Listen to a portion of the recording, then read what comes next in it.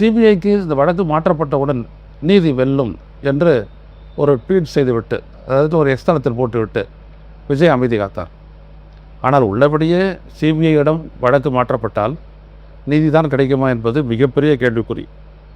அந்த அளவிற்கு சிபிஐயினுடைய பற்றிய வரலாறோ பின்னணியோ அவர்கள் எப்படி அணுகுவார்கள் என்பதை பற்றியோ விஜய்க்கு பெரிதாக எதுவும் தெரியாது. அரசியலே அவருக்கு பெரிய அளவுக்கு தெரியவில்லை என்பதனால்தான் இவ்வளோ பெரிய சிக்கல்கள் எல்லாம் ஏற்பட்டிருக்கின்றது.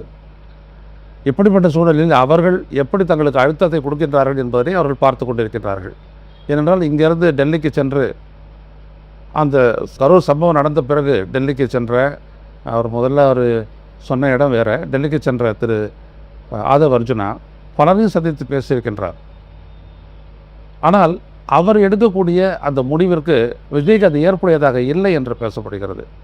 நேரடியாக பிஜேபியோட போயிடுவோம், பிஜேபி அதிமுக கூட்டணியில் இணைஞ்சிருவோம், அப்போ தான் திமுகவை எதிர்கொள்ள முடியும் அப்படின்ற அந்த இடத்திற்கு விஜய் தயங்குகிறார். ஏனென்றால் நாம் கொள்கை எதிரி அப்படின்னு சொல்லிட்டு சொன்ன பிஜேபியோட எப்படி கூட்டணிக்கு போகுது?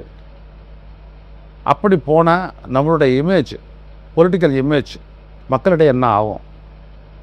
அதற்கு பிறகு நமக்கு ஆதரவாக வரக்கூடிய சக்திகள், ரசிகர்களை விட்டு அவங்க வந்துடுவாங்க, மற்றபடி ஆதரவாக வந்த பெண்கள் மற்றவர்கள் எல்லாம் அதை ஆதரிப்பாங்களா அப்படின்ற கேள்வியெல்லாம் அவருக்கு ரொம்ப அடிக்கடி வருது. அதனால் அவர் பேசாதே இருக்கிறார்.